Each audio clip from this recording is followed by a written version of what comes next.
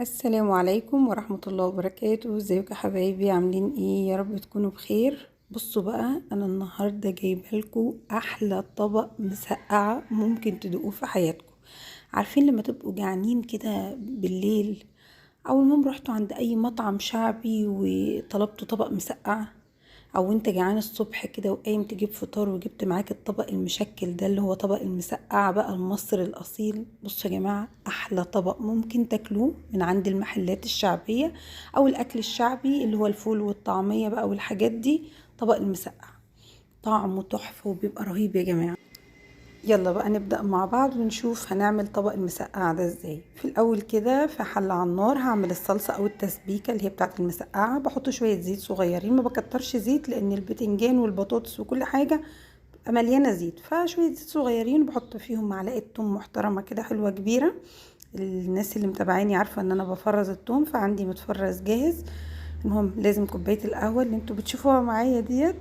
المهم هبتدي ايه بقى، اعمل في المسقعة. بصوا انا بقلي بطاطس على العين التانية كده، وهنا معايا التوم بقى بحاول ايه اشوحه شوية، فكه كده لانه يعتبر متجمد شوية، وبحاول ايه اشوحه شوية في الزيت يعني عشان يفك معايا وفي نفس الوقت ياخد تحميرة بسيطة كده. قرن فلفل حراق بقى كده بيديها طعم حلو قوي، وخصوصا وهو بيتشوح مع التوم. انا هقلي فلفل واحطه، بس قرن الفلفل اللي بيتشوح مع التوم ده بيديها طعم تاني قوي، غير التوم غير قصدي الفلفل المقلي العادي. بصوا كام حبايه طماطم، 5 6 حبايات كده متقطعين مربعات صغيره زي ما هما كده.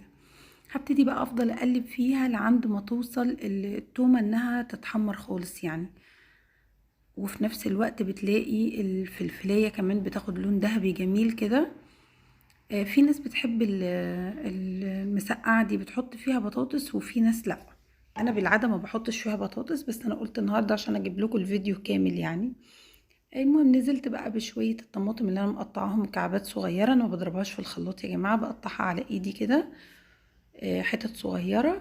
وهبتدي انزل بقى بشوية كمون حلوين كده، كمون يا جماعة، ودي شطة على كزبرة على كمون. انا بضربهم في الخلاط مع شوية ملح، شطة وكزبرة وكمون. المهم يعني سامحوني على صوت الديك اللي عمال لان تقريبا الصبح لسه بيطلع كده، فالديك ما شاء الله عليه يعني.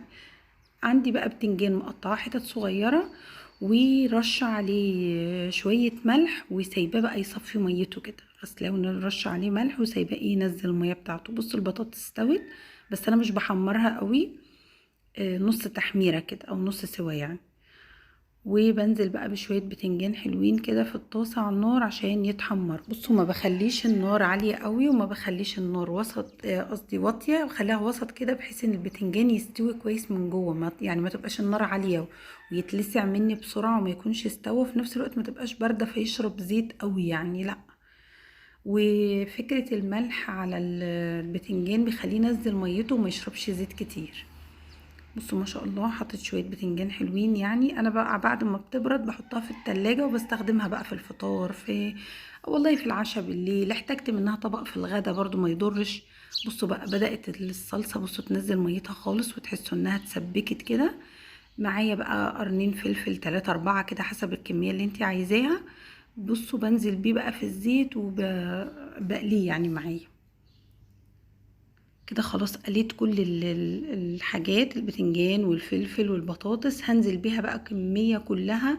بتكون الطماطم اتسبكت بس ما اتسبكتش قوي يعني، اتسبكت بس مش اللي هي فقدت كل المية اللي فيها، لسه فيها شوية مية عشان تاخد وتدي شوية مع البتنجان، بحيث ان هو ايه يشبع من الصلصة كده او ياخد طعم الصلصة فيه من جوه. لاني هسيبهم برضو شوية بتاع 10 دقايق كده مع بعض على نار هادية، ياخدوا غلوتين 3 4 كده. بصوا غطيت عليها وسبتها شوية بقى. بعد 10 دقايق ربع ساعة بصوا بقى بتلاقي الطماطم بتلاقي قصدي البتنجان والفلفل والبطاطس كلها شبعت بقى من ايه، من التسبيكة دي وطعم التوم بقى. يا سلام، احلى طبق بتنجان. انا في اليوم ده عملت معاهم شوية كشري اصفر اللي هو كشري بعدس يا جماعة، طعمه رهيب. وهنزل لكم الفيديو ازاي يطلع معاكي حباية وحباية زي ما بيقولوا. شايفين بقى طبق المسقعة الرهيب ده؟ بصوا ده احلى حاجة ممكن تجيبوها من المحلات اللي هي بتاعت الاكل الشعبي يعني.